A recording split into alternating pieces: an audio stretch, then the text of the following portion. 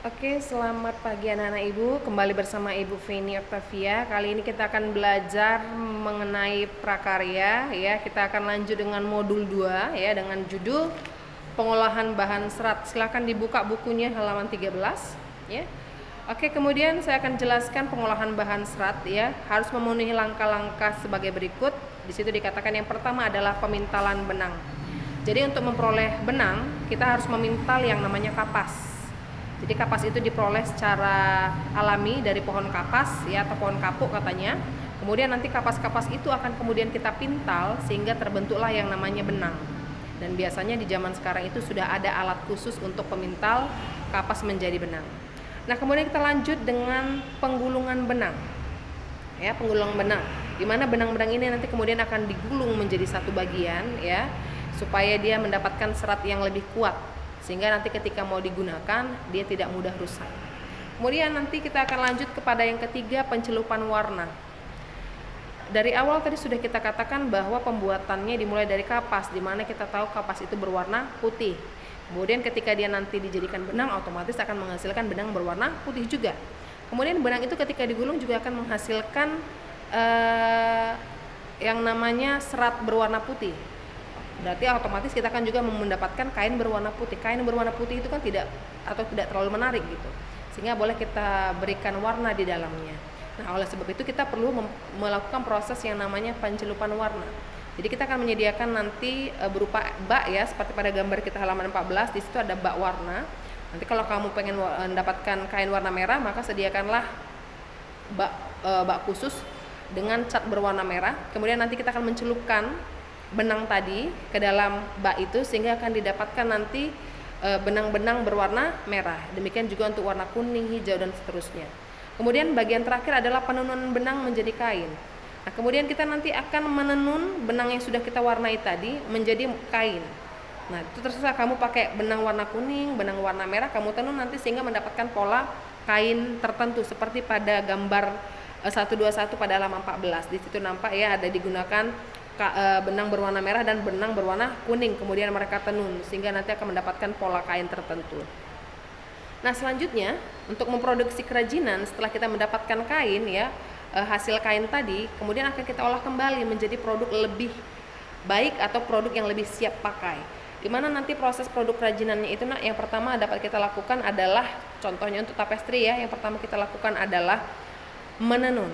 Dimana nanti benang yang sudah kita atau kain yang sudah kita peroleh tadi boleh kembali kita tenun untuk memperoleh motif-motif yang lebih khusus. Contohnya kalau untuk kain orang Batak itu ada namanya ulos ya, jadi untuk mendapatkan motif ulosnya itu akan dilakukan kembali penenunan. Demikian juga untuk model baju-baju lainnya yang kalau diraba tuh agak terasa timbul dia gitu. Kemudian teknik yang kedua itu nanti adalah menjahit ya, ini yang paling sering dilakukan dalam kehidupan sehari-hari, baik itu tukang jahit atau mungkin orang tua kita atau ibu kita di rumah biasa melakukan menjahit gitu ya. Jadi kalau ada kain polos gitu boleh kita gambar dulu polanya, kemudian kita jahit sehingga nanti pola itu akan timbul dengan benang, kira-kira seperti itu namanya teknik menjahit. Kemudian kita lanjutkan dengan teknik yang ketiga, yaitu boleh juga menggunakan teknik mengikat. Nah, teknik mengikat ini adalah teknik menyatukan dua benang atau lebih ya, yang sehingga dia akan membentuk ikatan yang kita inginkan. Nah, contohnya kalau kamu pernah lihat tali sepatu ya, model tali sepatu itu kan sekarang ini ada model yang biasa kan masukkan keluarkan, sudah seperti pita gitu. Nah, sekarang ada dia yang dimasukkan dulu baru dikeluarkan lagi, dimasukkan lagi. Banyaklah jenisnya. Nanti kamu boleh melihat jenis-jenis ikatan dari internet, cari informasi tambahannya. Oke, itu dia teknik yang ketiga. Kemudian di dalam melakukan proses kerajinan ya, atau supaya kita mendapatkan produk yang baik, ternyata harus ada syarat-syarat yang kita perhatikan. Apa saja itu, Bu? Nah, silahkan kamu lihat pada halaman 16. Di situ ada beberapa syarat rancangan benda kerajinan. Yang pertama di situ dikatakan adalah kegunaan atau utility. Nah, ternyata benda kerajinan itu bukan hanya asal dibuat menjadi benda kerajinan, tetapi dia harus mempunyai kegunaan. Jadi kalau kamu ingin membuat suatu benda kerajinan harus ada tujuannya, mau digunakan jadi apa dia. Kalau nggak berguna buat apa dibuat, kan kira-kira seperti itu. Jadi yang pertama dia harus memiliki kegunaan. Yang kedua, dia harus memiliki kenyamanan atau comfortable. Jadi bukan hanya sekadar berguna aja, tapi juga ketika kita menggunakannya, dia itu terasa nyaman untuk kita. Apakah itu sepatu, apakah itu baju, apakah itu pita rambut, kamu nyaman nggak menggunakannya? Kalau ternyata nggak nyaman, berarti nggak usah dibuat. Buat apa ya kan? Karena tidak akan ada yang mau beli, kira-kira seperti itu. Yang ketiga, keluasan atau flexibility, dimana katanya benda kerajinan harus memiliki keserasian antara bentuk, wujud, benda dengan nilai gunanya. Nah, jadi kalau digunakanlah dia sebagai pita, tapi bentuknya itu bentuk contohnya bentuk jantung, cocok nggak? Nggak cocok ya. Jadi kalau nggak cocok itu berarti kan dia nggak serasi. Jadi kalau kamu buat pita bentuk jantung kan jadi aneh, nggak akan ada yang mau beli. Oleh sebab itu, gunakanlah keserasian di dalam pembuatan kerajinan kamu. Biasanya pita itu gambar apa itu? Biasanya gambar bunga, Bu, gambar hati. Nah, kalau itu pasti ada yang mau beli. Tapi kalau kamu buat di sini gambar kaki atau gambar jantung atau mungkin nanti gambar kecoa, kan gilo ya makainya ya. Jadi nanti nggak akan ada yang mau beli kerajinan kamu. Jadi harus juga kita perhatikan yang namanya keluasan atau flexibility.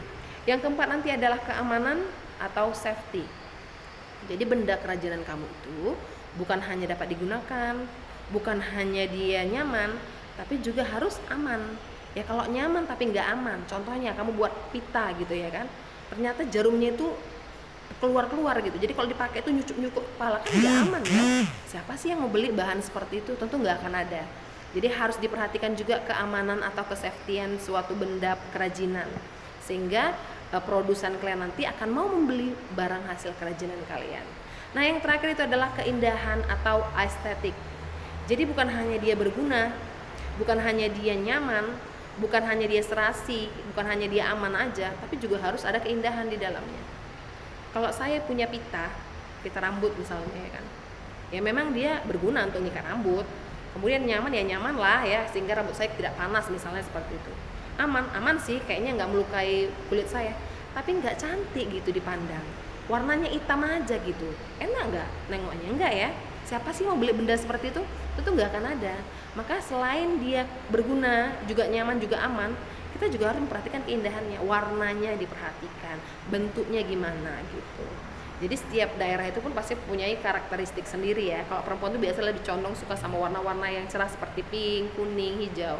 Kalau laki-laki mungkin lebih suka warna yang coklat, hitam, dan sebagainya. Jadi perhatikan, kalau kamu buat produk cowok tuh, ya janganlah pula warnanya pink, kan gitu.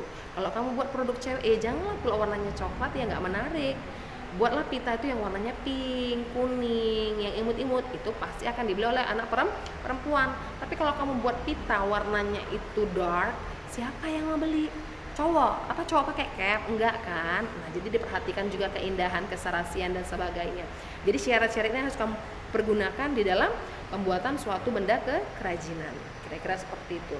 Nah, itulah dia materi yang kita bahas pada kesempatan hari ini. Jangan lupa tugasnya ya, tugas yang ada di modul dikerjakan. Nah, untuk catatan kalian boleh ringkas dari apa yang saya sampaikan barusan, atau boleh juga diringkas dari modul yang telah saya kirimkan melalui GCR ataupun modul yang langsung kalian jemput ke sekolah. Oke, jadi penilaian yang akan saya ambil adalah catatan kamu. Rapi nggak kamu nulis catatannya? Nah, catatan kamu nanti setelah kamu catat, kamu kirim fotonya ke saya.